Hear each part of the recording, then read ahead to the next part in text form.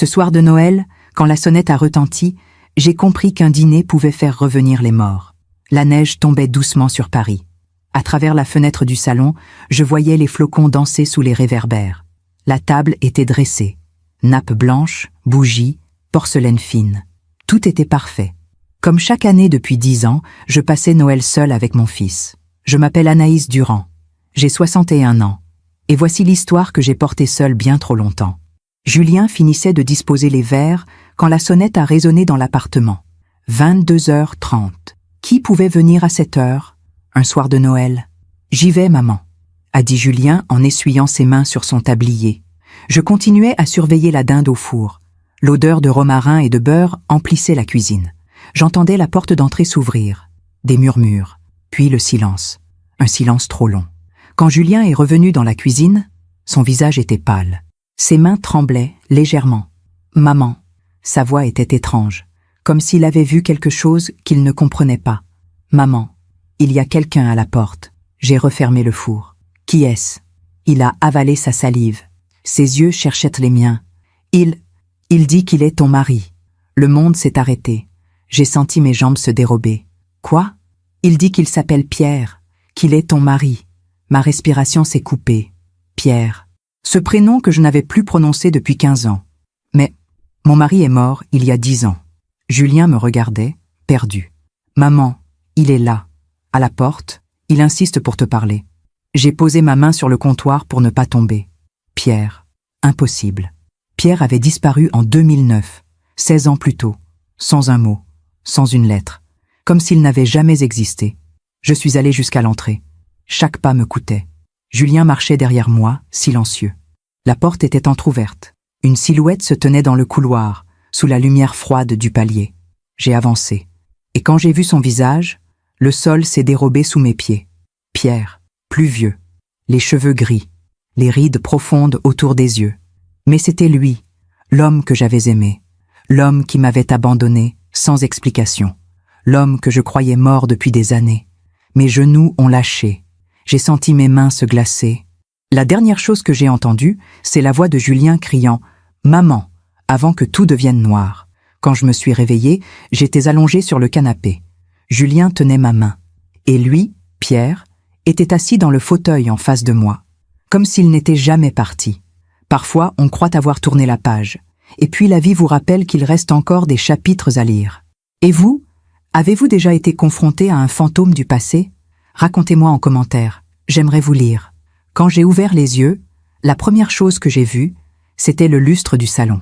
Les cristaux scintillaient doucement dans la lumière des bougies. J'avais la bouche sèche, mes tempes battaient. « Maman, ne bouge pas !» La voix de Julien, douce, inquiète. Sa main tenait la mienne, ferme et chaude. J'ai tourné la tête lentement, et je l'ai vu. Assis dans le fauteuil que Damien aimait tant, le fauteuil en cuir bordeaux près de la fenêtre, Pierre, mon premier mari, l'homme qui avait disparu de ma vie comme on ferme une porte sans regarder derrière soi. Il me regardait. Ses yeux, ces mêmes yeux verts que j'avais aimés autrefois, étaient remplis de quelque chose que je n'arrivais pas à définir. Regret? Peur? Honte? Anaïs. Sa voix était rauque, vieillie. Je suis désolée. Julien s'est redressé immédiatement. Désolé? Vous débarquez ici un soir de Noël, vous faites perdre connaissance à ma mère, et vous dites que vous êtes désolé? Pierre a baissé les yeux. Ses mains tremblaient légèrement sur ses genoux. Il portait un manteau usé, des chaussures fatiguées. Il avait l'air d'un homme qui avait traversé trop de tempêtes. « Julien », j'ai murmuré, « laisse-nous, s'il te plaît. » Mon fils m'a regardé comme si j'avais perdu la raison. « Maman, tu ne peux pas, s'il te plaît. » Il a hésité. Puis il s'est levé lentement, sans me lâcher des yeux. Avant de sortir, il s'est tourné vers Pierre. « Si vous lui faites du mal, je vous jure que... » « Julien. » Ma voix était plus ferme cette fois. « Va dans ta chambre. » La porte s'est refermée. Le silence est tombé sur le salon comme une chape de plomb. Dehors, la neige continuait de tomber. On entendait le tic-tac de l'horloge ancienne, celle que j'avais héritée de ma mère. Pierre et moi, seuls. Comme nous ne l'avions plus été depuis le printemps 2009. « Tu veux de l'eau » j'ai demandé. Il a hoché la tête. Je me suis levée, les jambes encore faibles, et je suis allée jusqu'à la cuisine. Mes mains tremblaient en remplissant le verre. Je voyais mon reflet dans la vitre noire de la fenêtre. Une femme de 61 ans, des cheveux gris élégamment coiffés, des rides que je n'avais pas quand Pierre était parti. 16 ans. Il avait fallu 16 ans pour qu'il revienne. Quand je suis revenue dans le salon, Pierre fixait la photo sur la cheminée. La photo de Damien, Julien et moi. Prise à Deauville, l'été 2012. Julien avait 10 ans. Damien souriait, la main sur mon épaule. « Tu t'es remarié », a murmuré Pierre. Ce n'était pas une question. C'était une constatation, teintée de quelque chose que je n'arrivais pas à identifier. Oui, je lui ai tendu le verre. Nos doigts se sont frôlés une seconde. J'ai senti un frisson me parcourir. Pas de désir, non. De colère, de tout ce temps perdu. Il a bu lentement, puis il a posé le verre sur la table basse. Il est mort, il y a 10 ans. Cancer. Pierre a fermé les yeux brièvement.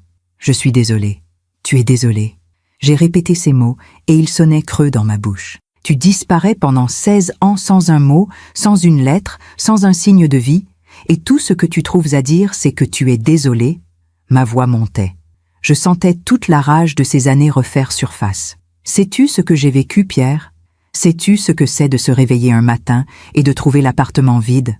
Ton placard ouvert, tes vêtements partis, ton passeport disparu? Il ne disait rien. Il gardait les yeux baissés. J'ai appelé la police. Ils m'ont dit d'attendre 48 heures, puis une semaine, puis un mois. J'ai appelé tous tes amis, ta famille. Personne ne savait rien, ou personne ne voulait me dire. Les larmes commençaient à brûler mes yeux, mais je refusais de pleurer devant lui. J'ai cru que tu étais mort. J'ai fait des recherches dans les hôpitaux, les morgues, j'ai vérifié les accidents, les noyades. J'ai imaginé le pire. Et puis, après des mois, j'ai compris. Tu étais parti volontairement. Tu m'avais abandonné. Sans explication. Comme si nos 7 ans de mariage ne valaient rien. Pierre a relevé la tête. Ses yeux étaient rouges. Ce n'était pas comme ça, Anaïs. Alors comment c'était? Il a pris une longue inspiration. Sa voix était brisée quand il a parlé. J'avais des dettes. J'ai cligné des yeux. Quoi? Des dettes. Énormes. J'avais investi dans une affaire avec un homme dangereux. L'affaire a coulé. Il voulait son argent. J'en avais pas. Il a commencé à me menacer, puis à nous menacer. Toi et moi. Mon cœur s'est serré. Il a dit qu'il s'en prendrait à toi si je ne payais pas, qu'il viendrait chez nous, qu'il te ferait du mal. Pierre a passé sa main sur son visage fatigué. Je ne pouvais pas te mettre en danger, Anaïs. Je ne pouvais pas. Alors j'ai fait la seule chose que je pouvais faire. Je suis partie. J'ai disparu. Pour qu'il te laisse tranquille. Je restais figée. Les mots résonnant dans ma tête sans que je puisse les ordonner. Tu es parti pour me protéger? Oui. Et tu ne m'as rien dit? Je ne pouvais pas. Si tu savais, ils auraient pu te retrouver à travers toi. Je devais couper tous les ponts. Complètement. J'ai reculé d'un pas. La colère montait. Brûlante. Incontrôlable. Tu ne m'as pas fait confiance. Ce n'était pas une question de confiance. C'était une question de survie. Non, Pierre. Ma voix tremblait. C'était une question de lâcheté. Si tu m'aimais vraiment, tu m'aurais parlé. On aurait trouvé une solution ensemble. Mais tu as préféré fuir, me laisser seule, me laisser croire que j'étais folle, que j'avais fait quelque chose de mal, que tu ne m'aimais plus. Il s'est levé brusquement. Je t'aimais, Anaïs. Je t'aimais plus que tout. Alors pourquoi tu ne m'as jamais recontacté? 16 ans, Pierre. 16 ans. Tu aurais pu m'envoyer un mot, une lettre, me dire que tu étais en vie. Quelque chose. Je ne pouvais pas. Pas tant que ces hommes. Et maintenant? J'ai coupé. Maintenant tu peux? Qu'est-ce qui a changé? Il a détourné les yeux. Ils sont morts, ou en prison. Je ne sais pas exactement. Mais j'ai entendu dire qu'ils ne pouvaient non plus me chercher. Alors je suis revenue. Tu es revenu. J'ai ri amèrement. Après avoir refait ta vie, je suppose? Il a secoué la tête. Je n'ai jamais refait ma vie. J'ai survécu, c'est tout. J'ai vécu comme un fantôme, en changeant de ville, de travail, de nom, sans attache, sans personne. Il a fait un pas vers moi. Je me suis raidie. Anaïs, tu étais la seule chose qui comptait pour moi. Tu es la raison pour laquelle j'ai tenu pendant toutes ces années. L'espoir qu'un jour, peut-être, je pourrais te retrouver. Te dire la vérité. Je le regardais. Cet homme que j'avais aimé autrefois. Cet homme qui avait détruit ma vie en pensant la sauver. Tu as attendu 16 ans pour me dire la vérité. 16 ans pendant lesquels je me suis reconstruite. J'ai rencontré Damien. Je l'ai aimé. J'ai eu un fils. J'ai vécu, Pierre. Sans toi. Mes larmes coulaient maintenant. Et je ne les retenais plus. Et maintenant, tu débarques ici, un soir de Noël, et tu crois que tout peut s'effacer avec des excuses? Pierre a baissé la tête. Ses épaules tremblaient. Je ne sais pas ce que je croyais. Je voulais juste te revoir, m'assurer que tu allais bien, te demander pardon. Eh bien, tu m'as vu, je vais bien, et je ne sais pas si je peux te pardonner. Le silence est retombé, lourd, douloureux. Dehors, les cloches de l'église sonnaient minuit.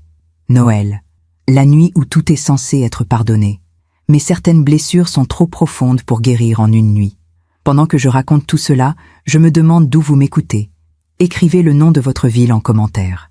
Peut-être que quelque part, quelqu'un comprend ce que je ressens. Pierre est resté debout près de la fenêtre, le dos tourné. La neige tombait toujours. Les flocons s'accumulaient sur le rebord extérieur, créant une bordure blanche et silencieuse. Je me suis assise sur le canapé. Mes jambes ne me portèrent plus. Mon cœur battait trop fort, trop vite. J'avais l'impression de vivre un cauchemar éveillé. Raconte-moi. Ma voix était calme, mais glaciale. Raconte-moi tout depuis le début. Je veux comprendre comment on passe de 7 ans de mariage à une disparition sans un mot. Pierre s'est retourné lentement. Son visage était marqué par la fatigue, par les années, par tout ce qu'il avait vécu loin de moi. Tu te souviens de Philippe Marchand? J'ai fouillé dans ma mémoire. Philippe Marchand. Le nom me disait vaguement quelque chose. Ton associé? Celui qui travaillait dans l'import-export? Oui. Pierre est revenu s'asseoir. Il gardait les mains jointes, les coudes sur les genoux, comme s'il portait un poids invisible. En 2008, Philippe m'a proposé une affaire, une opportunité en or, disait-il. Import de matériel électronique depuis l'Asie. Les marges étaient énormes. Tout semblait légal, bien ficelé. Il avait des contacts, des contrats signés. Il me fallait juste investir 50 000 €. 50 000 €. Une somme énorme. Surtout en 2008. Je ne t'en ai jamais parlé. Mon sang s'est glacé. Quoi? Je ne t'en ai pas parlé. Je voulais te faire la surprise, t'offrir une vie meilleure. On parlait de déménager, tu te souviens? Tu voulais un appartement plus grand, avec un balcon donnant sur les jardins du Luxembourg. Je me souvenais, oui. Je rêvais de cet appartement, mais nous n'avions pas les moyens. Mon salaire de professeur de littérature et son salaire d'ingénieur commercial nous permettèrent de vivre confortablement dans notre 3 pièces du 14e arrondissement, mais pas de nous offrir le luxe du 6e. J'ai pris l'argent sur notre compte d'épargne. Mon cœur a fait un bond. Notre compte d'épargne? Les 50 000 € qu'on avait mis de côté pendant 5 ans? Il a hoché la tête, les yeux baissés. Pierre, j'avais du mal à respirer.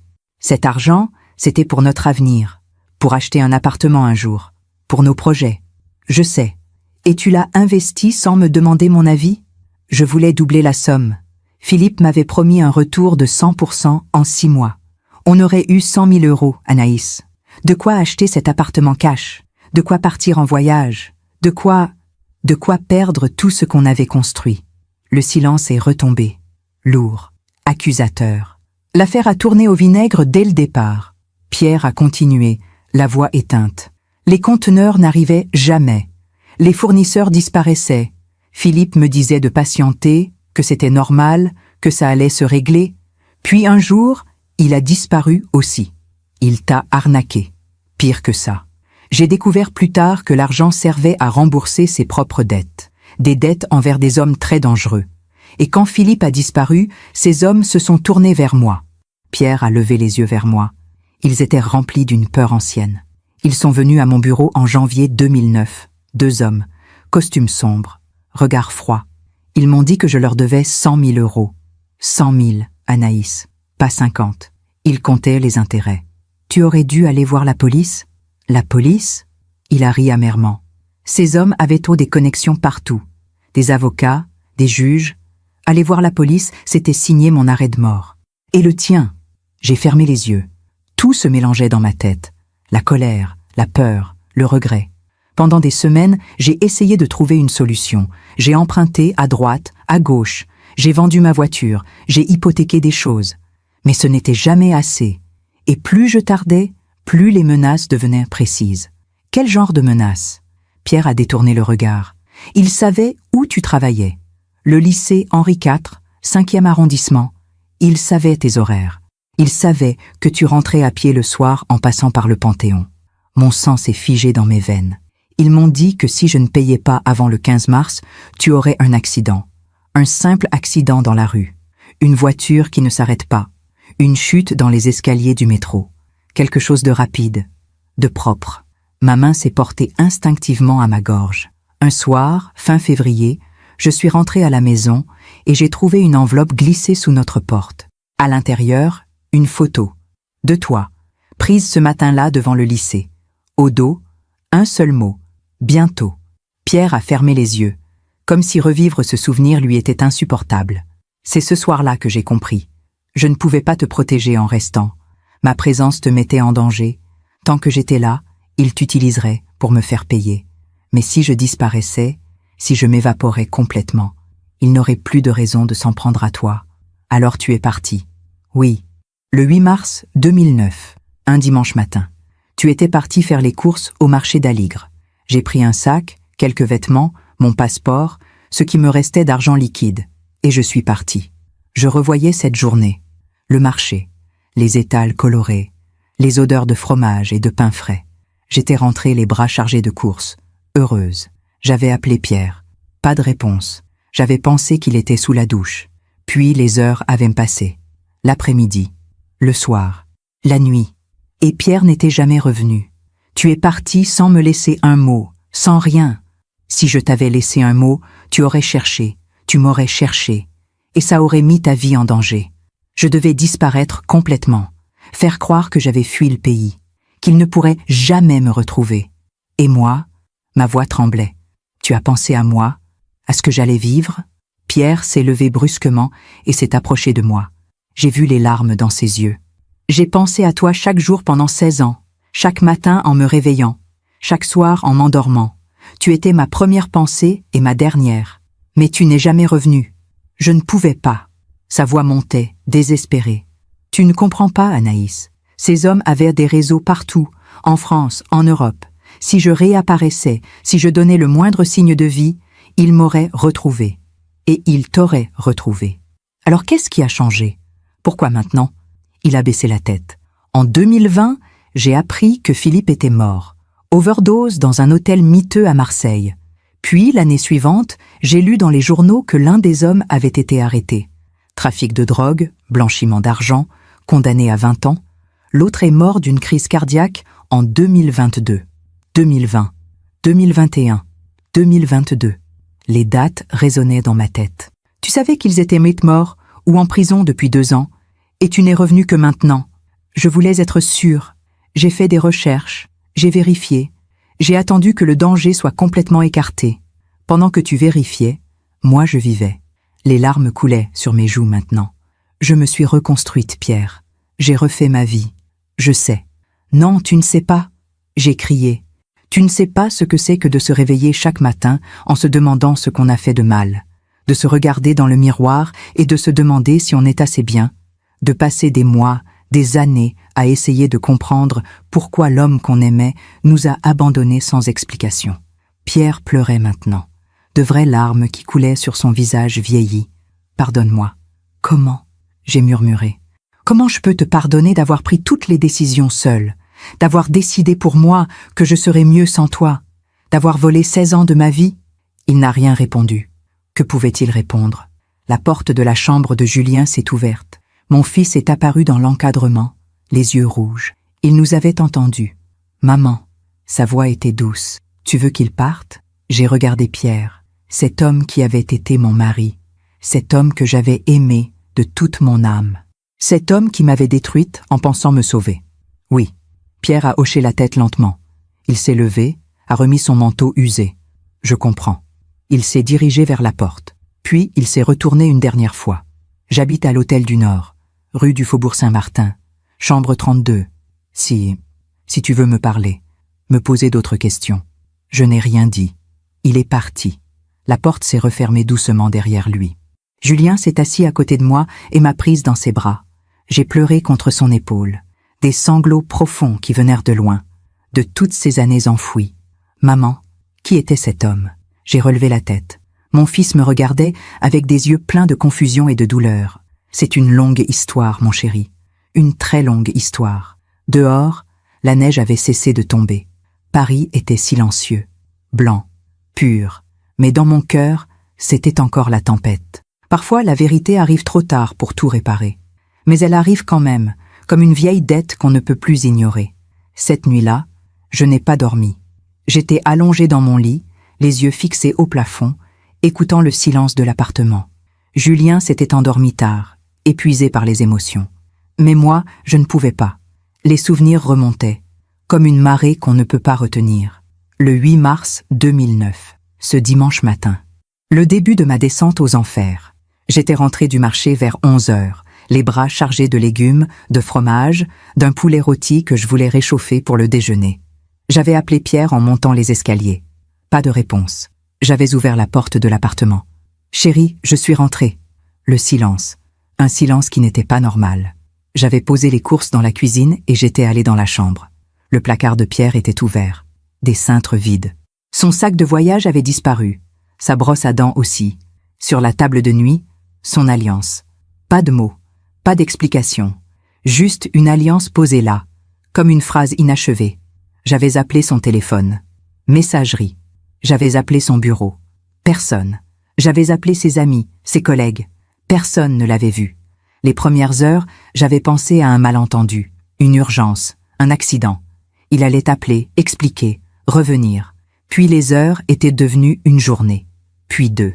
Puis une semaine. J'avais déposé une plainte pour disparition inquiétante le 10 mars. L'officier de police m'avait regardé avec un mélange de pitié et de lassitude. « Madame, dans 90% des cas, les adultes qui disparaissent l'ont fait volontairement. Votre mari a pris ses affaires, son passeport. Il n'y a pas de signe de lutte.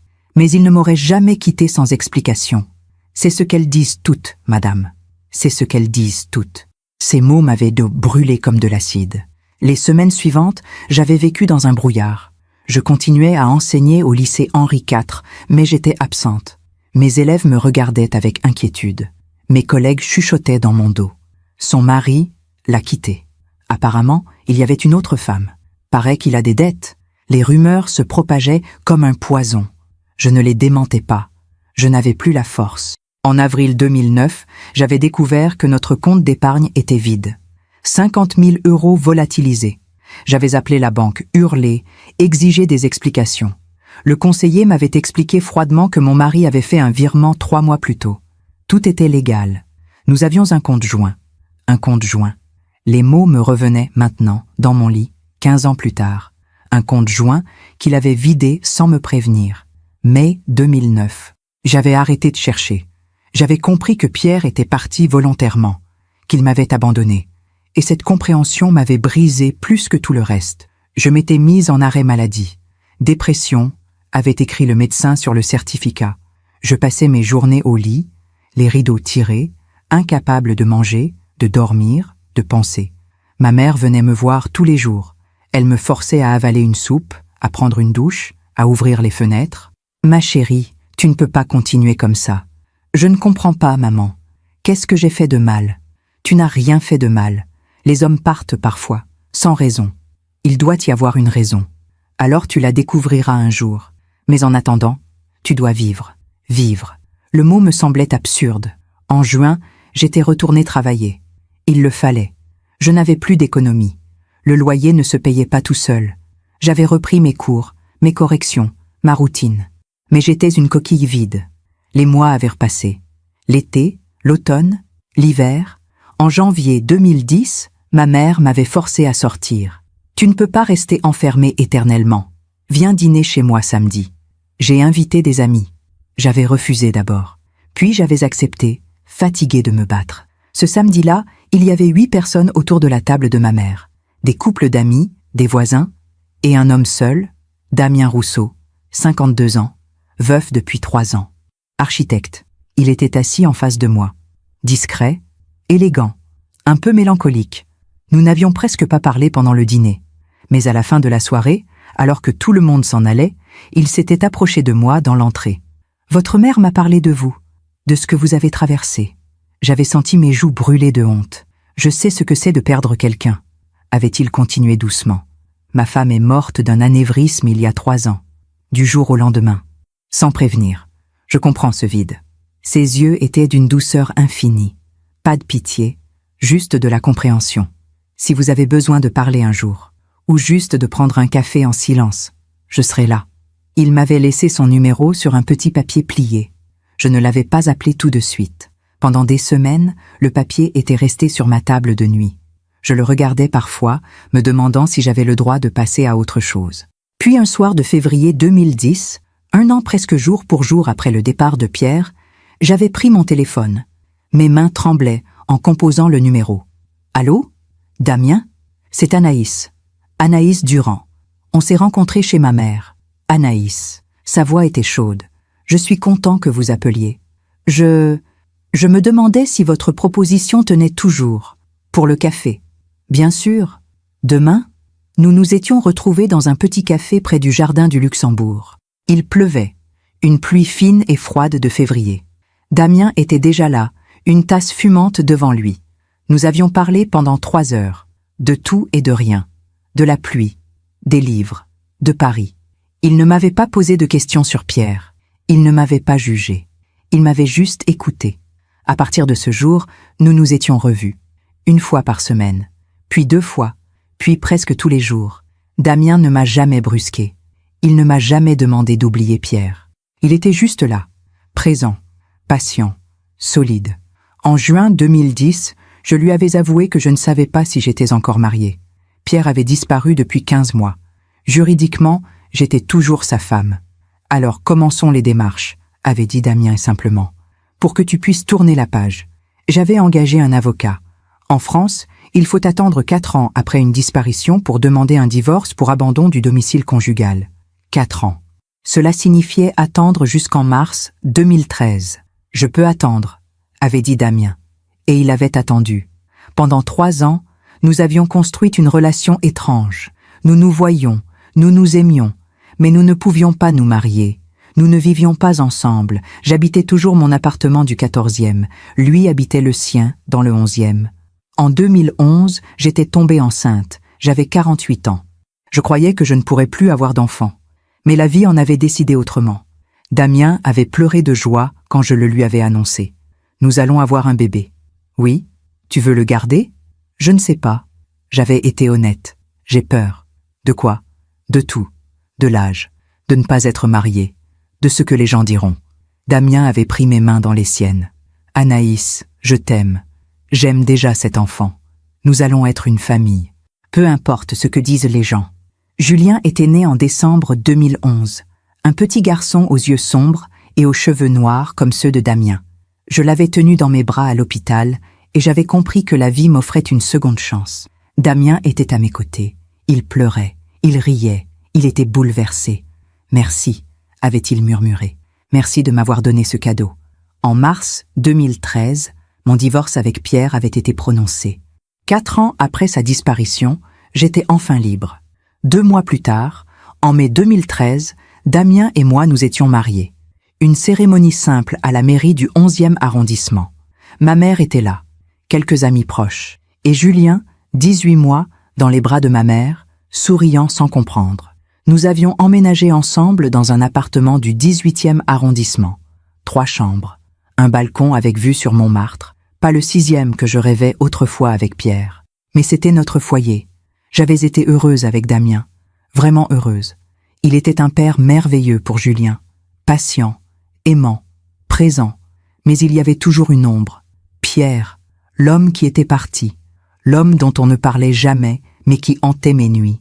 Parfois, je me réveillais en sursaut, persuadée de l'avoir vu dans la rue, où j'entendais une voix qui ressemblait à la sienne dans le métro, et mon cœur se serrait. « Tu penses encore à lui ?» m'avait dit Damien un soir, quelques mois après notre mariage.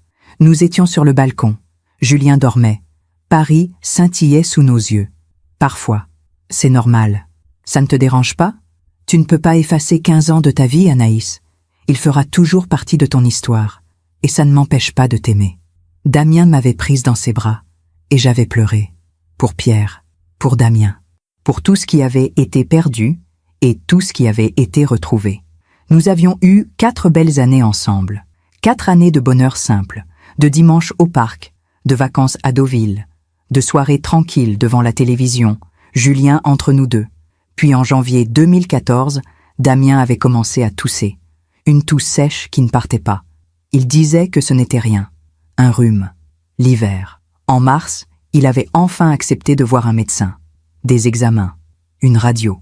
Un scanner. Cancer du poumon. Stade 4. Le médecin nous avait parlé avec douceur mais sans détour. 6 mois. Peut-être 1 an avec la chimiothérapie. Damien était resté silencieux. Puis il avait pris ma main. Combien de temps? Combien de temps? Pourquoi?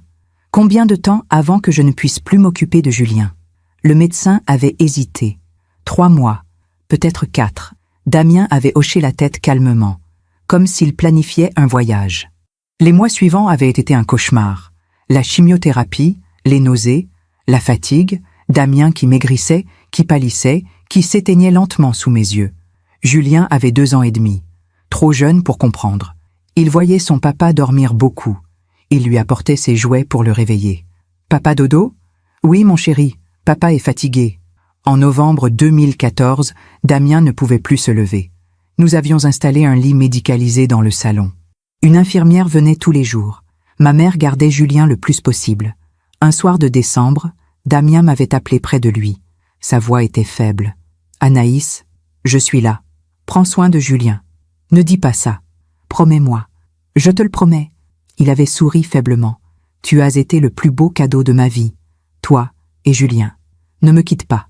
Je n'ai pas le choix, mon amour. » Il était mort 3 jours plus tard. Le 15 décembre 2014, à 3 heures du matin, j'étais à côté de lui, sa main dans la mienne.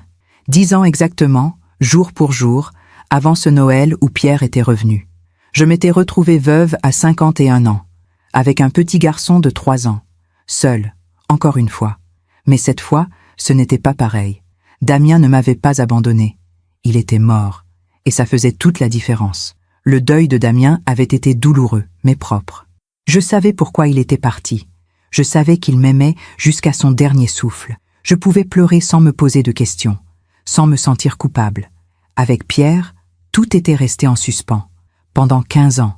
Et maintenant, il était revenu. Dans mon lit, cette nuit de Noël 2024, j'ai fermé les yeux. Les larmes coulaient silencieusement sur mes joues. Pierre était revenu avec ses explications, ses excuses, ses regrets. Mais était-ce suffisant pour effacer 15 ans de silence? Le lendemain de Noël, je me suis réveillée avec un mal de tête lancinant. Le soleil entrait par les rideaux mal fermés. J'ai regardé l'heure sur mon téléphone. 10h30. Je n'avais dormi que quelques heures, par fragments. Dans la cuisine, Julien était déjà levé. Il mangeait des céréales, les yeux fixés sur son bol. Quand il m'a entendu entrer, il a relevé la tête. « Ça va, maman ?»« Oui, mon chéri. » Mais nous savions tous les deux que je mentais. Je me suis servi un café. Mes mains tremblaient légèrement en tenant la tasse. Julien me regardait avec ses yeux sombres qu'il tenait de Damien. Des yeux inquiets. Trop inquiets pour un garçon de 13 ans. « Maman ?» Il a hésité. « Cet homme hier soir, Pierre, c'était vraiment ton mari ?» Je me suis assise en face de lui. « Oui, mon premier mari, avant Damien. Mais tu as dit qu'il était mort. Je croyais qu'il était mort. Il avait disparu il y a très longtemps, avant ta naissance. Je ne savais pas ce qui lui était arrivé. » Julien a reposé sa cuillère. Son visage était grave. Il a dit qu'il était parti pour te protéger. C'est vrai? Je ne sais pas, Julien. J'ai été honnête. C'est ce qu'il dit. Mais je ne sais pas si je peux le croire. Tu vas le revoir? La question m'a surprise. Je n'avais pas réfléchi aussi loin. Je ne sais pas. Tu devrais. Je l'ai regardé, étonné. Pourquoi? Parce que tu as besoin de réponses. J'ai vu ton visage hier soir, maman. Tu es en colère. Tu es triste. Tu ne dormiras pas tant que tu n'auras pas compris. Mon fils de 13 ans me donnait des conseils. Et il avait raison. Tu es très sage pour ton âge. Il a haussé les épaules. Papa, Damien, me disait toujours qu'il faut affronter les choses qui font peur. Sinon, elles te hantent. Les larmes me sont montées aux yeux. Damien. Mon Damien. Il me manquait tellement dans ces moments-là. Tu as raison. Après le petit déjeuner, j'ai pris mon téléphone. J'ai cherché sur Internet. Hôtel du Nord, rue du Faubourg Saint-Martin. C'était un petit hôtel modeste dans le 10e arrondissement. Pas le genre d'endroit où Pierre aurait séjourné autrefois. Lui qui aimait les beaux hôtels, les draps en coton égyptien, les salles de bain en marbre. 16 ans avaient transformé beaucoup de choses. J'ai composé le numéro de l'hôtel. Une voix fatiguée a répondu. « Hôtel du Nord, bonjour. »« Bonjour. Je voudrais parler à un client. Monsieur Pierre Durand. Chambre 32. Un instant. De la musique d'attente. Mon cœur battait trop fort. J'allais raccrocher quand la voix de Pierre a résonné. Allô? C'est Anaïs. Silence, puis un souffle. Anaïs. On peut se voir? Aujourd'hui. Il faut qu'on parle. Oui. Bien sûr. Où? Au jardin du Luxembourg. Près de la fontaine Médicis. Dans 1 heure. J'y serai. J'ai raccroché avant de changer d'avis. Julien était dans sa chambre quand je suis allée frapper à sa porte. Je vais sortir un moment. Tu vas le voir? Oui. Tu veux que je vienne avec toi? J'ai souri malgré moi. Mon petit garçon qui voulait me protéger. Non, mon cœur, c'est quelque chose que je dois faire seul. Mais merci. Il s'est levé et m'a serré dans ses bras. Fort, comme s'il avait peur de me perdre. Reviens vite, promis. Le trajet jusqu'au jardin du Luxembourg m'a semblé durer une éternité. Le métro était bondé. Des familles rentraient de leur réveillon de Noël. Des enfants avec des jouets neufs, des couples enlacés. Je me sentais étrangère à tout ce bonheur. Quand je suis arrivée au jardin, il faisait froid. Un froid sec et clair de fin décembre. Les allées étaient presque désertes. Quelques joggeurs. Un homme qui promenait son chien. Pierre était déjà là, debout près de la fontaine. Les mains dans les poches de son manteau usé. Il regardait l'eau immobile. Quand il m'a vu arriver, son visage s'est éclairé une seconde. Puis il a retrouvé cette expression prudente, comme s'il marchait sur des œufs. Merci d'être venu. Je ne suis pas venu pour te pardonner. Je sais. Nous avons marché en silence le long des allées. Les arbres nus, les chaises vertes empilées pour l'hiver. Tout semblait endormi. Tu as dit hier que tu avais des dettes, que des hommes te menaçaient. Oui, je veux tout savoir, les détails, les noms, les dates, tout. Pierre a hoché la tête. Philippe Marchand, c'était mon associé. On travaillait ensemble depuis 2006. Import-export de matériel électronique. Tout était légal au début. Puis en 2008, il m'a proposé une affaire qui semblait trop belle pour être vraie. L'investissement de 50 000 €. Oui, il disait avoir trouvé un fournisseur en Chine qui pouvait nous livrer des composants électroniques à un prix dérisoire. On pourrait les revendre en Europe avec une marge de 100%. J'ai signé sans poser assez de questions. Tu as vidé notre compte d'épargne. Pierre a baissé les yeux. J'ai pris l'argent en septembre 2008. Je voulais te faire la surprise à Noël. T'offrir le voyage dont tu rêvais, peut-être même l'appartement du 6e, le 6e arrondissement. Ce rêve que j'avais eu, qui me semblait maintenant si lointain, si superficiel. Les conteneurs devaient arriver en novembre, puis décembre, puis janvier. Ils n'arrivaient jamais. Philippe me disait de patienter, que c'était normal, que les douanes prenaient du temps. Mais il n'y avait pas de conteneurs. Non, il n'y avait rien. Philippe utilisait l'argent des nouveaux investisseurs pour rembourser les anciens. Une pyramide de Ponzi classique. Et moi, j'étais le dernier arrivé. Le pigeon. Pierre a serré les poings dans ses poches. En janvier 2009, Philippe a disparu. Parti du jour au lendemain. Son bureau était vide, son téléphone coupé. Personne ne savait où il était. Et les hommes qui te menaçaient? Ils sont arrivés 1 semaine plus tard. Le 20 janvier, je m'en souviens exactement. J'étais à mon bureau. 2 hommes sont entrés. Costume noir, regard froid. Ils ont refermé la porte derrière eux. Pierre s'est arrêté de marcher. Son visage était pâle. L'un d'eux s'appelait Keller, Vincent Keller. L'autre, je n'ai jamais su son nom. Keller m'a expliqué calmement que Philippe leur devait de l'argent depuis longtemps. Beaucoup d'argent. Et que Philippe avait utilisé mon investissement pour rembourser une partie de sa dette. Combien? 150 000 €, plus les intérêts. 200 000 au total. Mon sang s'est glacé. 200 000 €? Mais tu n'avais investi que 50 000? Ils s'en fichaient. Pour eux, j'étais l'associé de Philippe. Donc j'étais responsable de ses dettes. C'est illégal. Tu aurais dû aller voir la police? Pierre a ri amèrement. La police? Anaïs, ces hommes avaient des connexions partout. Keller m'a montré des photos, des juges, des avocats, des policiers, tous dans sa poche. Il m'a dit que si j'allais voir la police, je signerais mon arrêt de mort. Nous avons repris notre marche. Le froid me mordait les joues. Ils m'ont donné jusqu'au 15 mars pour payer. 2 mois, 200 000 € en 2 mois. Impossible. C'était le but. Ils savaient que je ne pourrais pas payer. Ils voulaient me faire peur, me briser.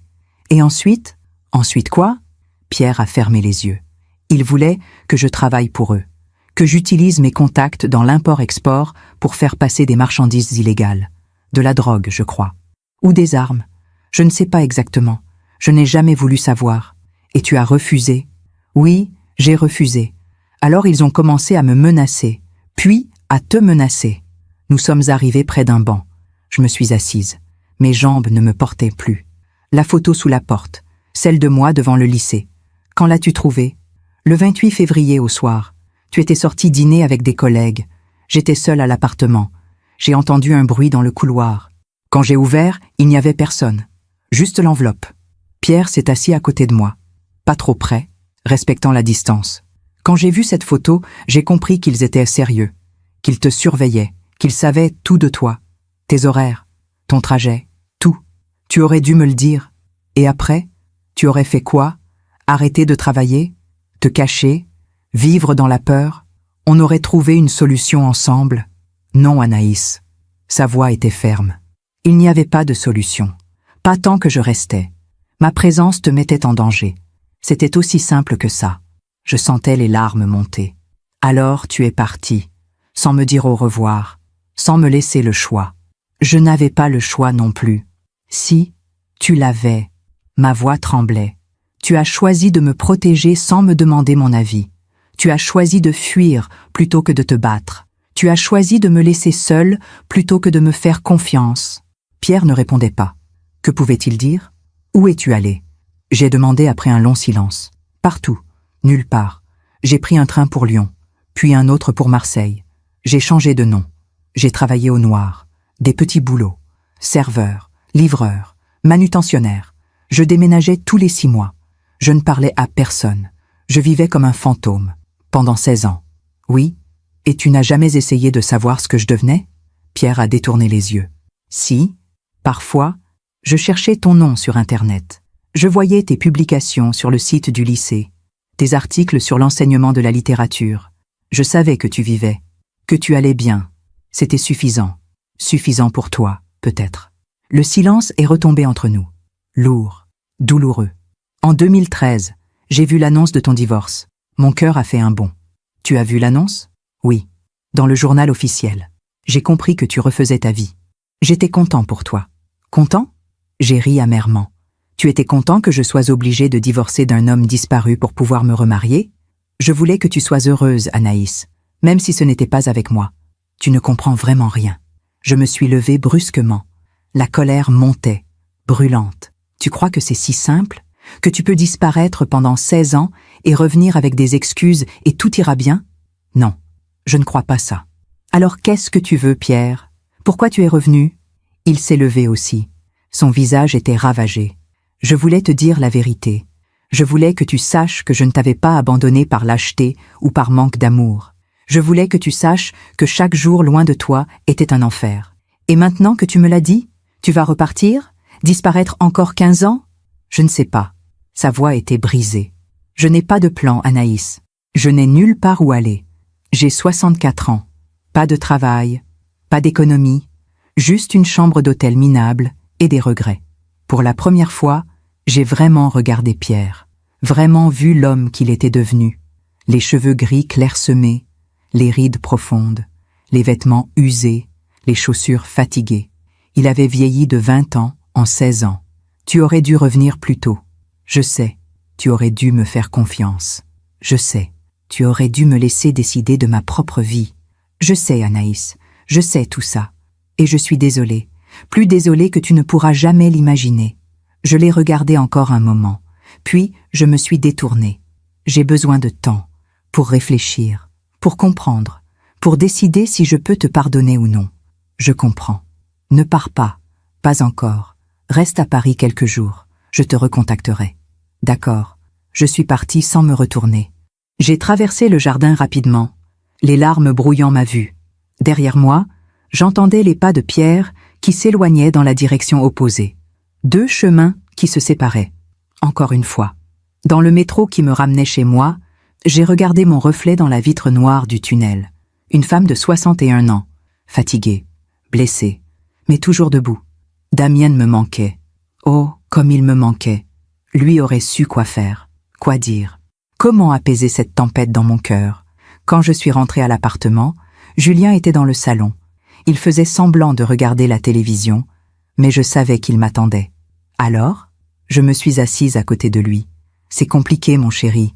Il a expliqué pourquoi il était parti? Oui, il avait des problèmes, des gens dangereux. Il est parti pour me protéger. Julien a réfléchi un moment. Tu le crois? Je crois qu'il dit la vérité. Mais je ne sais pas si ça excuse tout. Papa disait toujours que la vérité c'est bien, mais que les actes comptent plus que les mots. J'ai pris mon fils dans mes bras, mon petit homme de 13 ans qui parlait comme un sage. Ton papa était un homme extraordinaire. Je sais.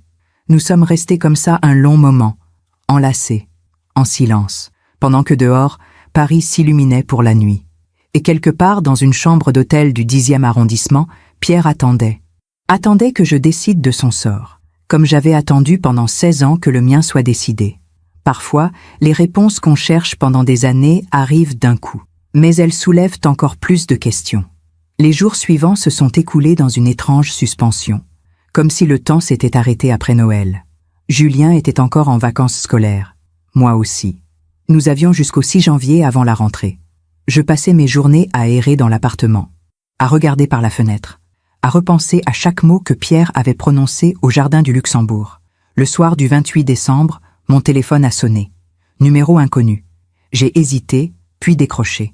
Allô? Anaïs? C'est Pierre. Mon cœur s'est serré. Je sais que tu as dit que tu me recontacterais, mais j'ai quelque chose à te montrer. Quelque chose d'important. Est-ce que tu peux venir à l'hôtel? Maintenant? S'il te plaît. J'ai regardé l'heure. 19 heures. Julien lisait dans sa chambre. J'arrive dans 1 heure. J'ai frappé à la porte de Julien. Je ressors un moment. Il a levé les yeux de son livre. C'est lui? Oui. Fais attention, maman. Je te promets. Le trajet jusqu'à la rue du Faubourg Saint-Martin m'a paru interminable. Le métro était moins bondé qu'en semaine. Des touristes avec leurs valises, des gens qui rentraient de visite familiale. L'hôtel du Nord était un bâtiment étroit, coincé entre une boulangerie fermée et un pressing. La façade était grise, les volets délavés. Un néon bleu annonçait « Hôtel » avec le T à moitié éteint. J'ai poussé la porte. Un petit hall avec un comptoir. Personne. Une cloche sur le comptoir. Je ne l'ai pas sonné. Pierre m'avait dit « chambre 32 ». 2e étage. L'escalier était étroit, la moquette usée. Ça sentait le tabac froid et l'humidité. Au 2e étage, un long couloir sombre. Des portes numérotées. 28, 29, 30, 31, 32. J'ai frappé doucement. La porte s'est ouverte immédiatement. Pierre était là, comme s'il m'attendait derrière. Entre. La chambre était minuscule. Un lit simple, une armoire, une petite table, une fenêtre donnant sur la rue. Tout était propre mais vieux. Les murs étaient couverts d'une tapisserie jaunie. Pierre a refermé la porte derrière moi. Il semblait nerveux. « Assieds-toi ». Il n'y avait qu'une chaise. Je me suis assise. Pierre est resté debout, les mains jointes. « Je t'ai menti. Mon sang s'est glacé. Comment ça tu m'as menti? Pas complètement. Tout ce que je t'ai raconté est vrai. Les dettes, Philippe, Keller, les menaces, tout est vrai. Mais il y a une chose que je ne t'ai pas dite. Il a sorti de sous le lit une vieille valise en cuir. Il l'a ouverte. À l'intérieur, des papiers, des documents, des photos. J'ai gardé tout ça pendant 16 ans. Je les ai emportés partout avec moi. Il a sorti une enveloppe Kraft, l'a ouverte, des photos en sont tombées sur le lit. Je me suis approchée. C'étaient des photos de moi, prises à différents moments, devant le lycée, dans la rue, au marché, des dizaines de photos. Qu'est-ce que c'est? Ce sont les photos que Keller m'a envoyées, pas seulement celles sous la porte. Il y en a eu d'autres, par la poste, par email. Pendant tout le mois de février 2009, j'ai pris une des photos. On me voyait sortir du lycée Henri IV, un cartable à la main. La date était inscrite au dos. 19 février 2009. Pourquoi tu ne me les as jamais montrés? Parce que je ne voulais pas que tu aies peur. Je ne voulais pas que tu vives dans la terreur. Pierre a sorti autre chose de la valise. Une liasse de papier agrafé. Et voici les relevés bancaires. Ceux qui prouvent que j'ai vidé notre compte en septembre 2008. Ceux qui montrent mes tentatives désespérées de rembourser en janvier et février 2009. J'ai tout gardé. Je prenais les papiers un par un. C'était vrai. Tout était là. Les virements, les retraits, les emprunts, l'histoire de notre chute racontée en chiffres. Et ça, il m'a tendu une enveloppe. À l'intérieur, une lettre manuscrite. L'écriture était celle de Pierre. Je l'aurais reconnue entre mille.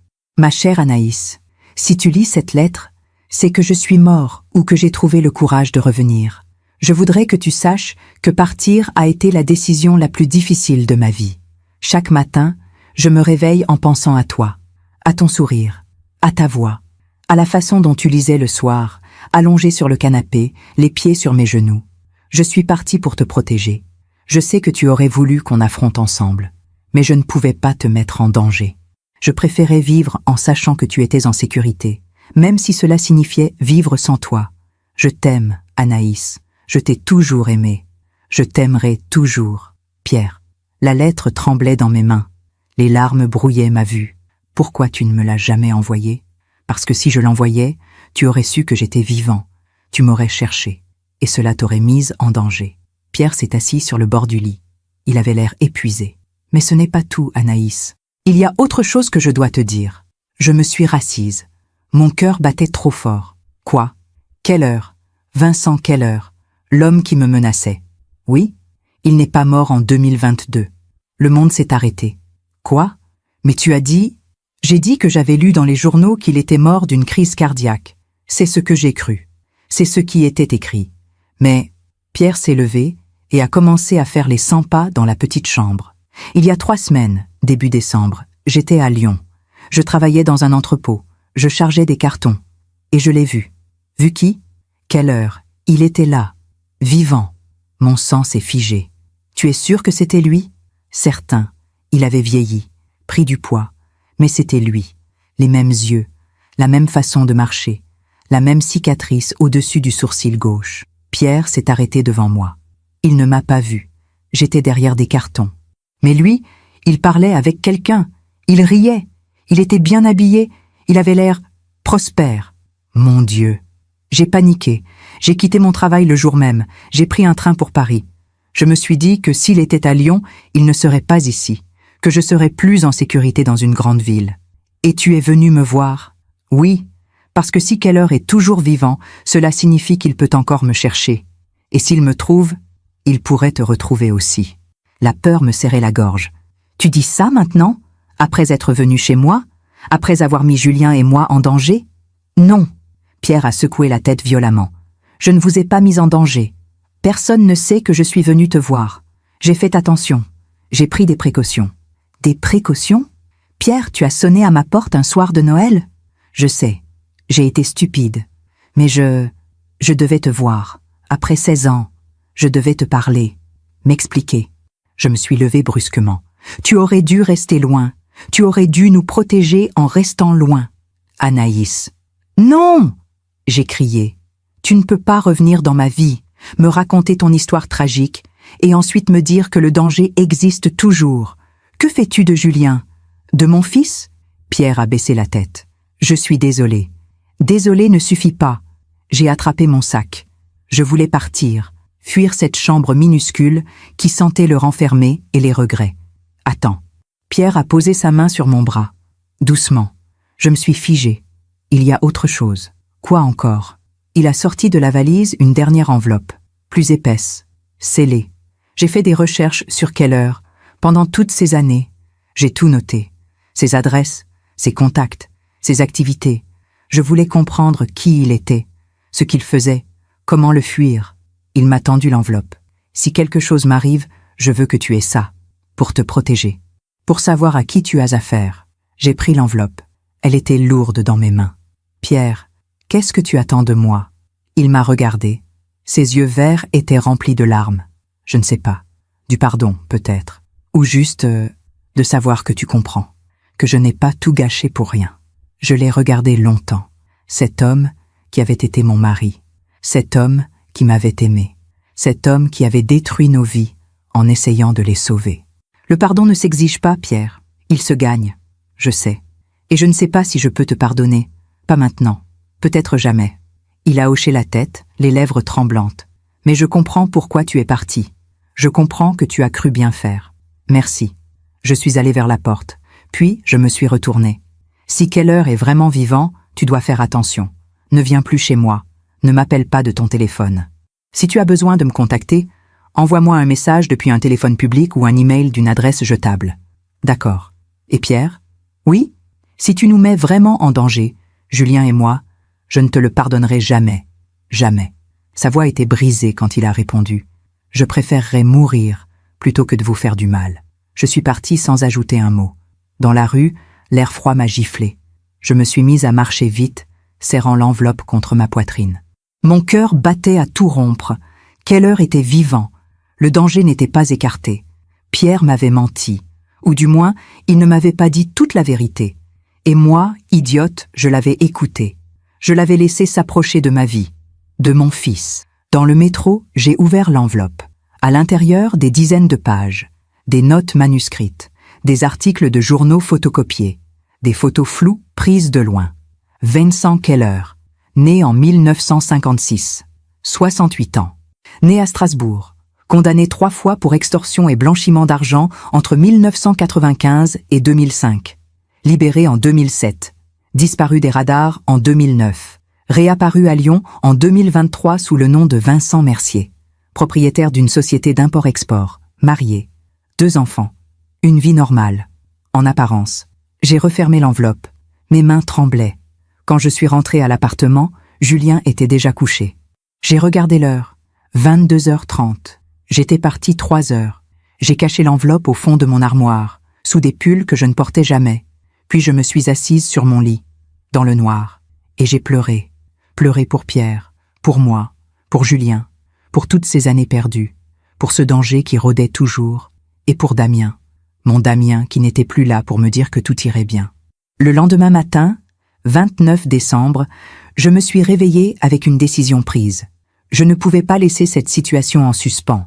Je ne pouvais pas vivre dans la peur, pas après tout ce que j'avais déjà traversé. J'ai attendu que Julien parte chez un ami pour l'après-midi. Puis j'ai ouvert l'enveloppe de Pierre. J'ai étalé tous les documents sur la table de la salle à manger. Photos, articles, notes manuscrites, adresses, numéros de téléphone. Pierre avait passé 16 ans à traquer Keller, à comprendre ses mouvements, ses habitudes, ses connexions. C'était obsessionnel, maladif, mais c'était aussi minutieux. J'ai trouvé une photo récente, prise à Lyon en octobre 2024. On y voyait Keller sortant d'un restaurant, plus âgé, plus lourd, mais les yeux étaient les mêmes, froid, calculateur. Au dos de la photo, Pierre avait écrit « Restaurant Le Comptoir, Lyon 2e. Tous les vendredis soirs, 20h. Une routine. » Keller avait une routine. J'ai continué à lire, note sur note.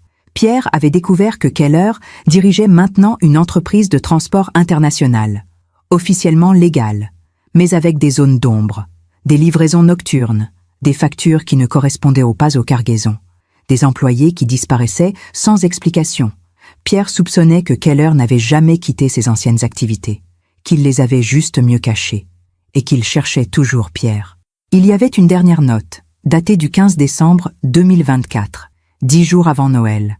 Keller sait que je suis vivant. J'en suis certain maintenant. L'homme avec qui il parlait à l'entrepôt m'a regardé bizarrement, comme s'il me reconnaissait. J'ai peut-être été suivi. Je dois partir. Je dois prévenir Anaïs. Mon sang s'est glacé. Pierre n'était pas venu me voir par nostalgie ou par besoin de s'expliquer. Il était venu me prévenir, me protéger, encore une fois. Et moi, je l'avais chassé. Je l'avais laissé seul dans cette chambre d'hôtel minable, avec ses peurs et ses démons. J'ai regardé l'heure. 15 heures. Il fallait que je le revoie. Il fallait qu'on trouve une solution. Ensemble, cette fois. J'ai pris mon téléphone. Puis je me suis arrêtée. Pierre avait dit de ne pas l'appeler directement. J'ai mis mon manteau. J'allais retourner à l'hôtel. Mais au moment où j'ouvrais la porte de l'appartement, mon téléphone a sonné. Numéro inconnu. Allô? Une voix que je ne connaissais pas. Grave. Froide. Madame Durand? Oui? Je suis l'inspecteur Moreau. Police nationale. J'ai une mauvaise nouvelle. Mon cœur s'est arrêté. Quoi? Votre ex-mari, Pierre Durand. Il a été trouvé inconscient ce matin dans sa chambre d'hôtel. Il est à l'hôpital. Le monde a basculé.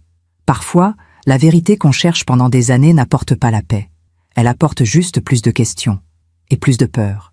Et parfois, elle arrive trop tard. L'hôpital Saint-Louis. Couloir blanc. Odeur de désinfectant. Le bruit des chariots qui roulent. des voix étouffées derrière les portes fermées. J'ai couru, de l'appartement jusqu'au métro, du métro jusqu'à l'hôpital. Mon cœur battait si fort que j'avais l'impression qu'il allait exploser. À l'accueil, une infirmière fatiguée m'a dirigée vers le 3e étage. Service de réanimation. Vous êtes de la famille ? Ex-femme. Elle m'a regardé bizarrement mais n'a rien dit. L'inspecteur Moreau m'attendait dans le couloir. Un homme d'une 50aine d'années. Costume gris, visage fermé. Madame Durand ? Oui. Comment va-t-il ? Critique mais stable. Il a été trouvé inconscient ce matin par la femme de ménage de l'hôtel. Overdose de médicaments. Le monde a basculé. Overdose ? Oui. Des anxiolytiques. Une dose importante. Mon Dieu. L'inspecteur a sorti un carnet. Vous l'avez vu récemment ? Oui. Hier soir, à son hôtel. Comment était-il ? Nerveux ? Inquiet ? Mais pas suicidaire. Il vous a parlé de quelque chose ? Quelqu'un qui le menaçait ? Mon sang s'est glacé. Keller. Oui. Un homme de son passé. Vincent Keller. L'inspecteur a relevé la tête brusquement. Vincent Keller ? Vous êtes sûr ? Oui. Pierre m'a dit qu'il l'avait vu à Lyon il y a quelques semaines. Moreau a échangé un regard avec son collègue. Madame, Vincent Keller est mort en 2022. Certificat de décès officiel. Pierre m'a dit le contraire. Alors soit votre ex-mari délirait, soit quelqu'un veut lui faire croire que Keller est vivant. La peur m'a submergé. Je peux le voir ? 5 minutes, pas plus. Pierre était allongé dans un lit blanc. Des tubes partout.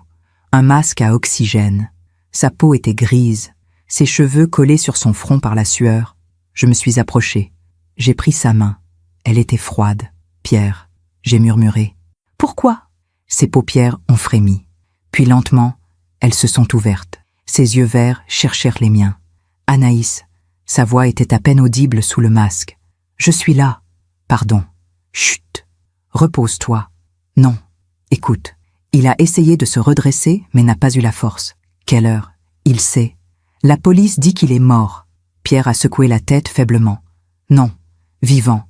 J'ai vu. Pierre, tu dois te reposer. Ses doigts ont serré les miens avec une force surprenante. Protège Julien. Promets. Je te le promets. Ses yeux se sont fermés. L'infirmière est entrée. Madame, vous devez partir. Dans le couloir, l'inspecteur Moreau m'attendait. Nous avons fouillé sa chambre d'hôtel. Nous avons trouvé ça. Il m'a tendu un bout de papier. Une note manuscrite. L'écriture de Pierre. Je suis désolé. Je ne peux plus vivre comme ça. Anaïs, pardonne-moi. Protège Julien. Mes jambes ont lâché. Moreau m'a rattrapé. C'était un suicide ? Nous ne savons pas encore. L'enquête est ouverte. Je suis rentré chez moi dans un brouillard. Julien était revenu de chez son ami. Il m'a vu et son visage s'est décomposé. Maman, qu'est-ce qui s'est passé ? Je lui ai tout raconté. Pierre, l'hôpital, l'overdose.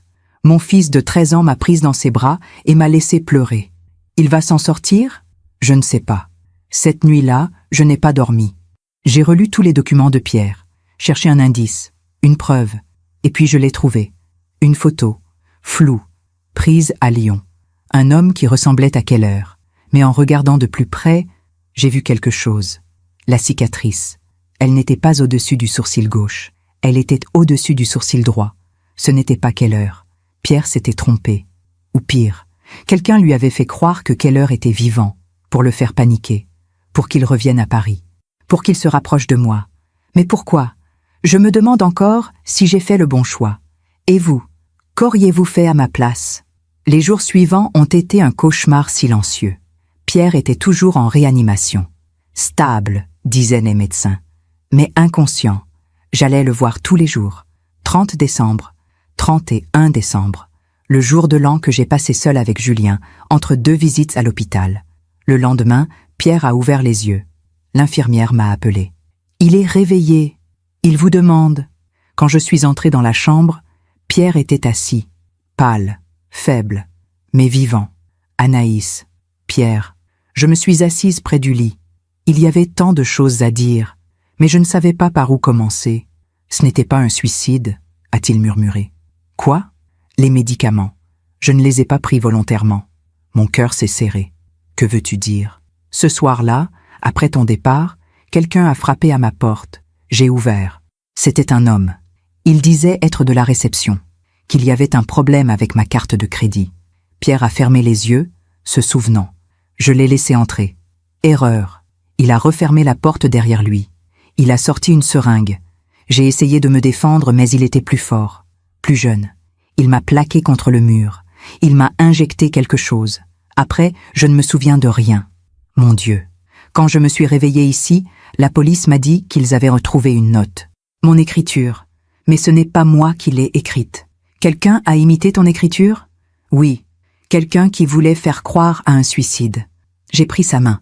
L'homme que tu as vu à Lyon. Ce n'était pas Keller. Pierre m'a regardé, surpris. Comment tu sais? La cicatrice. Sur la photo. Elle n'est pas du bon côté. Keller avait sa cicatrice au-dessus du sourcil gauche. L'homme sur la photo l'a au-dessus du sourcil droit. Pierre a fermé les yeux. Alors j'ai été manipulé.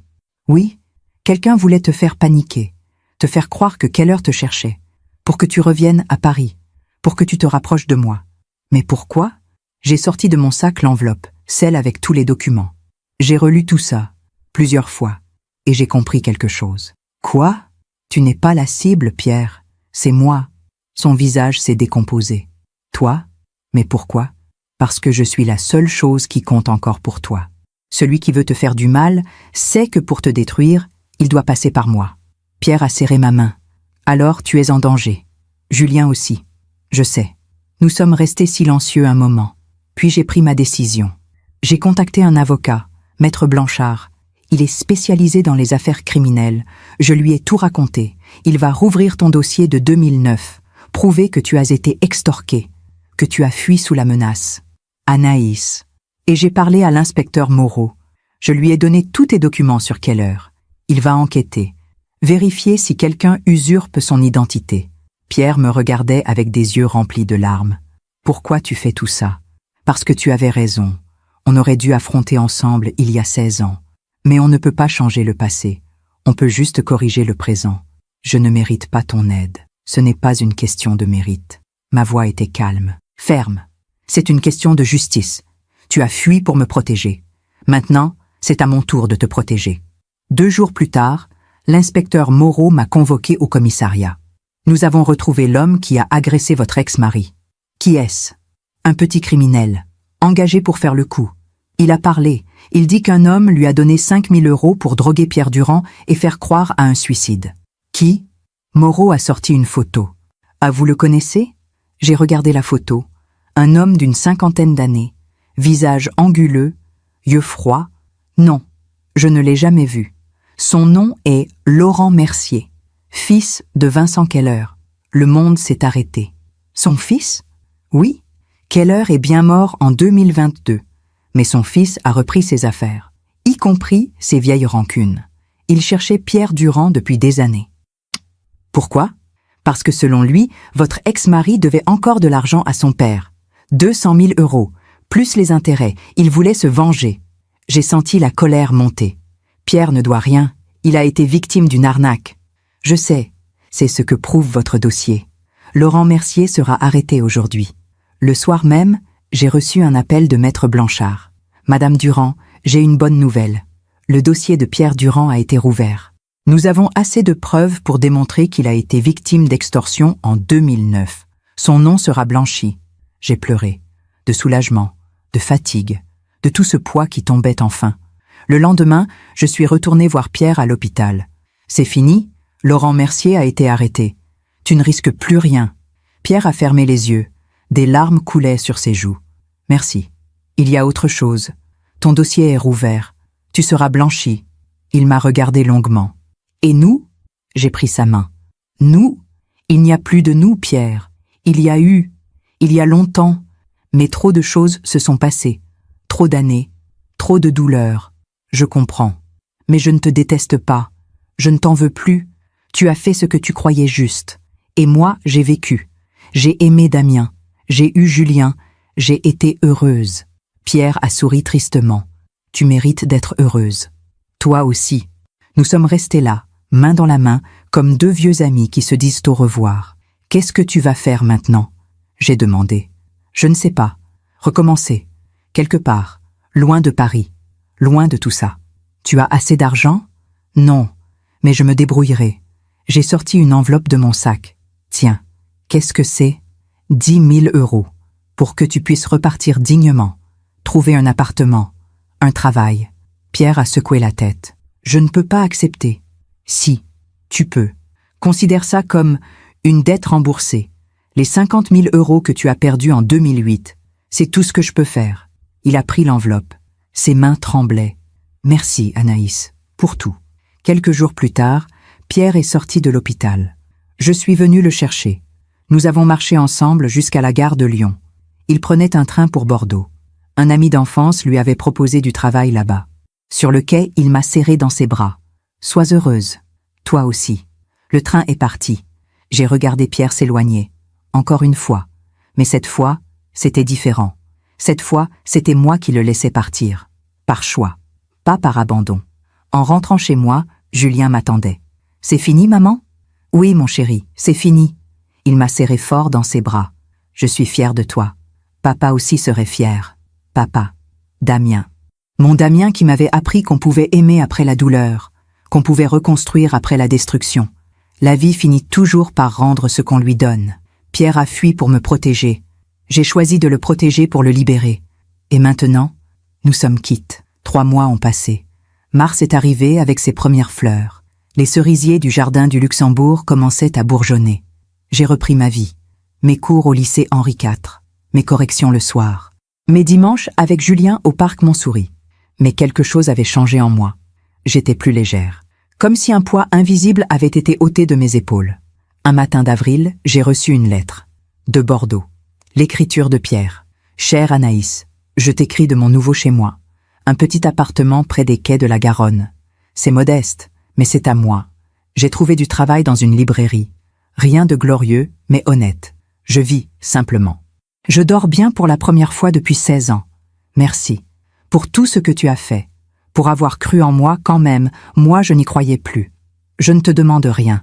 Je voulais juste que tu saches que je vais bien. Que je recommence. Que ta bonté ne sera pas gaspillée. Sois heureuse, Anaïs. Tu le mérites plus que quiconque. Pierre. J'ai plié la lettre lentement. Un sourire est né sur mes lèvres. Pierre allait bien. C'était suffisant. Le même jour, Maître Blanchard m'a téléphoné. Madame Durand, j'ai des nouvelles. Laurent Mercier a été condamné. 5 ans de prison pour tentative d'homicide et extorsion. Et Pierre? Son dossier est officiellement clos. Aucune charge contre lui. Il est libre. La justice. Enfin. Quelques semaines plus tard, en mai, j'ai croisé par hasard l'inspecteur Moreau dans la rue, près du Panthéon. Madame Durand, comment allez-vous? Bien. Et l'enquête? Terminée. Nous avons découvert que Laurent Mercier avait orchestré tout un stratagème. Il avait engagé un sosie de son père pour effrayer votre ex-mari. Il voulait le pousser au suicide. Heureusement, vous êtes intervenu à temps. Et l'argent? Les 200 000 euros que Keller réclamait? Moreau a souri tristement. Il n'y avait pas d'argent. Keller avait inventé cette dette pour manipuler Philippe Marchand. Pierre Durand n'a jamais rien dû à personne. Il a été une victime du début à la fin. Une victime. Pierre avait fui pendant 16 ans pour une dette imaginaire, pour protéger une femme d'un danger qui n'existait plus. La vie était cruelle, mais elle était aussi juste, à sa façon. En juin, Julien a terminé sa 4e avec d'excellentes notes. Pour fêter ça, nous sommes partis 1 semaine à Deauville, l'endroit où Damien, Julien et moi avions été heureux autrefois. Sur la plage, Julien jouait dans les vagues. Je le regardais. Mon fils, mon trésor, fruit de mon amour avec Damien. « Maman !» Il courait vers moi, tout mouillé, riant aux éclats. « Tu as vu? J'ai attrapé un crabe. Fais attention, il va te pincer. » Nous avons ri ensemble. Un rire léger, insouciant. Le soir, dans notre chambre d'hôtel, Julien m'a posé une question. « Maman, tu penses encore à Pierre ?» J'ai réfléchi avant de répondre. « Oui, parfois, mais pas avec colère. Avec compréhension. Tu lui as pardonné ? Je crois, oui. Papa t'aurait dit que c'était bien. Mon cœur s'est serré. Oui, ton papa était comme ça, généreux. Bon, tu l'aimais plus que Pierre ? La question m'a surprise. Je les ai aimés différemment. Pierre, c'était la passion de la jeunesse. Damien, c'était l'amour mûr, celui qui guérit, celui qui construit. Julien a hoché la tête gravement. Je suis content que tu aies épousé papa. Sinon, je ne serais pas né. J'ai souri à travers mes larmes. Moi aussi, mon chéri. Moi aussi. Un jour de juillet, j'ai reçu un email de Pierre. Court, simple. Anaïs, je voulais te dire, je vais me remarier. Une femme que j'ai rencontrée à la librairie. Elle s'appelle Sylvie. Elle est veuve aussi. Nous comprenons nos douleurs mutuelles. Je voulais que tu le saches. Pierre. J'ai relu l'email 3 fois. Puis j'ai souri. Pierre refaisait sa vie. C'était bien. C'était juste. J'ai répondu simplement. Toutes mes félicitations, Pierre. Sois heureux. En août, ma mère m'a rendu visite. Nous avons pris le thé sur le balcon. Elle regardait Paris avec ses yeux fatigués. Tu sais, ma chérie, je suis fière de toi. Pourquoi? Pour ce que tu as fait pour Pierre. Beaucoup de femmes à ta place auraient laissé tomber, auraient laissé la rancune gagner. Je n'ai pas fait ça pour lui. Je l'ai fait pour moi, pour pouvoir dormir en paix. Ma mère a hoché la tête. C'est exactement ce que je veux dire. Tu as choisi la paix plutôt que la vengeance. C'est rare. C'est beau. Nous sommes restées silencieuses un moment. Puis elle a ajouté doucement.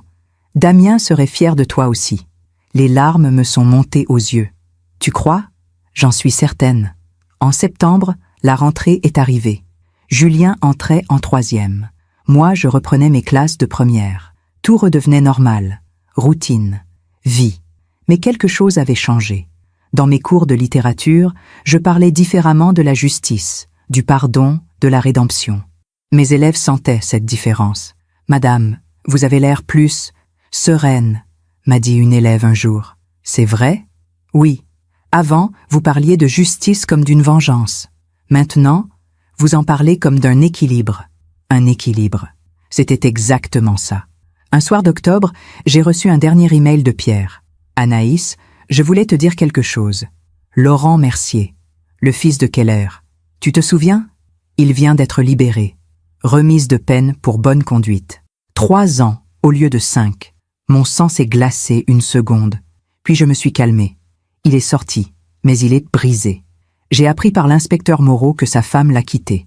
Ses enfants ne veulent plus lui parler. Son entreprise a fait faillite. Il a tout perdu. Il voulait me détruire. Finalement, c'est lui qui s'est détruit. La vie a fait justice. Mieux que n'importe quel tribunal. Je voulais que tu saches, pour que tu dormes tranquille. Pierre, j'ai fermé l'ordinateur lentement. Laurent Mercier, l'homme qui avait voulu tuer Pierre, l'homme qui m'avait mise en danger, moi et mon fils. Il avait tout perdu, sa famille, son argent, sa réputation. Je n'ai ressenti ni joie ni peine, juste une constatation froide. La vie donne, la vie reprend. On récolte ce qu'on sème. Laurent avait semé la haine. Il récoltait la solitude. Pierre avait semé la protection. Il récoltait la paix. Moi, j'avais semé le pardon. Je récoltais la sérénité. C'était aussi simple que ça. Elle m'avait mise en danger, moi et mon fils. Des années plus tard, j'ai appris qu'il avait tout perdu. Sa famille, son travail, sa dignité. Je n'ai ressenti ni joie ni peine. Juste la confirmation que la vie finit toujours par rendre ce qu'on lui donne. Nous sommes maintenant en décembre 2024. 1 an exactement depuis ce soir de Noël où Pierre a sonné à ma porte. 1 an. 365 jours. Et pourtant, j'ai l'impression d'avoir vécu une vie entière. Je suis assise dans mon salon. La même place où j'étais il y a 1 an. Mais tout est différent maintenant. Julien est dans sa chambre. Il prépare ses examens de 3e. Dans quelques mois, il choisira son lycée. Il grandit si vite. Parfois, il me parle de Damien. Des souvenirs qu'il a gardés, une promenade au parc, une histoire avant de dormir, le rire de son père. Tu sais, maman, même si je ne me souviens pas de tout, je sais qu'il m'aimait. Oui, mon chéri, il t'aimait plus que tout. Ces conversations me font du bien. Elles gardent Damien vivant, dans nos cœurs, dans nos mots. Pierre m'envoie des nouvelles de temps en temps, de courtes lettres, des emails, bref. Il s'est marié avec Sylvie en novembre. Une cérémonie simple, quelques amis, beaucoup de larmes heureuses. Il m'a envoyé une photo, lui et Sylvie devant la mairie de Bordeaux, tous les deux souriants, un peu gênés, comme 2 adolescents. Je suis heureuse pour lui. Sincèrement, il a eu une seconde chance. Il l'a saisie. C'est tout ce qui compte. Hier, j'ai reçu une lettre de Laurent Mercier. Oui, l'homme qui avait voulu tuer Pierre, l'homme qui m'avait mise en danger. Il écrivait de sa petite chambre à Lyon, seul, sans famille, sans travail. Madame Durand, Je sais que je n'ai pas le droit de vous écrire, que mes mots ne changeront rien à ce que j'ai fait, mais je voulais vous dire que je suis désolée, profondément désolée. J'ai passé ma vie à poursuivre une vengeance qui n'avait pas lieu d'être. Mon père était un criminel. Il a détruit des vies, dont celle de votre ex-mari. Et moi, aveuglée par la loyauté filiale, j'ai continué son œuvre de destruction. J'ai tout perdu. Ma femme, mes enfants, mon entreprise, ma dignité. Mais le pire, c'est que j'ai perdu mon humanité, en voulant faire payer quelqu'un d'innocent. Je ne vous demande pas de me pardonner. Je ne le mérite pas. Je voulais juste que vous sachiez que je regrette, que si je pouvais revenir en arrière, je changerais tout. Mais on ne peut pas revenir en arrière. On peut juste essayer de devenir meilleur. Laurent Mercier. J'ai lu cette lettre plusieurs fois, puis je l'ai posée sur la table. Est-ce que je lui pardonnais? Je ne savais pas, mais je ne ressentais plus de colère, plus de peur, juste de la tristesse, pour lui, pour toutes ces vies gâchées par la haine. J'ai pris une feuille, j'ai écrit quelques mots. Monsieur Mercier, votre lettre m'a touché, non pas parce qu'elle efface ce que vous avez fait, mais parce qu'elle montre que vous avez compris. Le pardon n'est pas quelque chose que je peux donner ou refuser. C'est un chemin que chacun doit parcourir seul. Vous avez perdu beaucoup. Peut-être que cette perte vous apprendra ce que votre père n'a jamais pu vous enseigner, que la violence ne mène qu'à la destruction, que la haine ne construit rien. Je ne sais pas si vous trouverez la paix un jour, mais je vous souhaite de la chercher. Anaïs Durand. J'ai posté la lettre le lendemain. Ce soir, Julien et moi décorons le sapin de Noël. Comme chaque année, les mêmes boules, les mêmes guirlandes, la même étoile dorée au sommet. « Tu te souviens de l'année dernière ?» demande Julien en accrochant une boule rouge. « Oui, c'était bizarre, non? Que Pierre revienne comme ça. »« Oui, très bizarre. Tu es contente qu'il soit revenu ?» La question me prend au dépourvu. Je ne sais pas si je suis contente, mais je suis en paix. Grâce à son retour, j'ai pu fermer un chapitre. Comprendre, pardonner. Julien hoche la tête pensivement. Papa disait toujours qu'il faut fermer les portes avant d'en ouvrir de nouvelles. Ton papa était un sage. Nous finissons le sapin en silence, puis nous nous asseyons sur le canapé. Julien pose sa tête sur mon épaule. Maman? Oui? Tu crois qu'on peut aimer plusieurs personnes dans une vie? Oui, on peut, différemment, mais profondément. Et ça ne rend pas le premier amour moins important? Non. Ça le rend juste différent. Chaque amour a sa place. Chaque personne laisse sa marque. Julien se tait un moment. Alors papa aura toujours sa place? Toujours. Cette nuit-là, je ne dors pas tout de suite. Je reste à la fenêtre. Je regarde Paris illuminé par les décorations de Noël. Quelque part dans cette ville, il y a des femmes qui souffrent, qui ont été abandonnées, trahies, brisées. Je pense à elles. Je voudrais leur dire, vous survivrez, vous vous relèverez. La douleur ne dure pas éternellement. Je voudrais leur dire, le pardon n'est pas une faiblesse, c'est une libération. Je voudrais leur dire, vous méritez d'être heureuse, malgré tout, malgré ceux qui vous ont fait du mal. Mais surtout, je voudrais leur dire, vous n'êtes pas seuls, nous sommes des milliers, des millions de femmes qui ont survécu, qui ont reconstruit, qui ont transformé la douleur en sagesse. Et c'est cette sagesse que je veux transmettre aujourd'hui. La vie n'est pas juste. Les gens nous blessent, nous abandonnent, nous trahissent. Mais nous avons le choix, toujours, le choix de rester prisonnières de la haine ou de nous libérer par le pardon. Le choix de nous voir comme des victimes ou comme des survivantes. Le choix de fermer notre cœur ou de le garder ouvert malgré tout. Moi, j'ai choisi de pardonner. Pas pour Pierre, mais pour moi. J'ai choisi de comprendre, pas pour excuser, mais pour guérir. J'ai choisi de vivre, pas dans le passé, mais dans le présent. Et aujourd'hui, à 61 ans, je peux dire que je suis heureuse. Pas d'un bonheur parfait, pas d'une vie sans cicatrices, mais d'un bonheur réel, construit sur la vérité, sur l'acceptation, sur la paix. Pierre a disparu pendant 16 ans pour me protéger. Il est revenu pour s'expliquer. Moi, j'ai choisi de le protéger à mon tour, pour me libérer. Et maintenant, nous sommes tous les deux libres. Lui avec sa nouvelle vie à Bordeaux, moi avec ma vie ici, à Paris. Deux chemins qui se sont croisés, séparés, recroisés, et séparés à nouveau, mais cette fois, sans rancune, sans regret, juste avec de la gratitude. Gratitude pour ce que nous avons vécu ensemble, gratitude pour ce que nous avons appris séparément. Gratitude pour cette deuxième chance de nous dire au revoir, dignement. Si mon histoire aide ne serait-ce qu'une femme à ouvrir les yeux, à comprendre qu'elle mérite mieux, qu'elle peut reconstruire, qu'elle n'est pas seule, alors tout cela aura eu un sens. Demain, c'est Noël. Julien et moi irons déjeuner chez ma mère. Nous rirons, nous mangerons trop, nous raconterons des histoires, nous vivrons, simplement, pleinement, parce que la vie continue, toujours. Et moi, Anaïs Durand, 61 ans, professeure de littérature, mère de Julien, veuve de Damien, ex-femme de Pierre, je continuerai, avec mes cicatrices, avec ma sagesse, avec mon cœur ouvert, parce que c'est ça, vivre, vraiment vivre.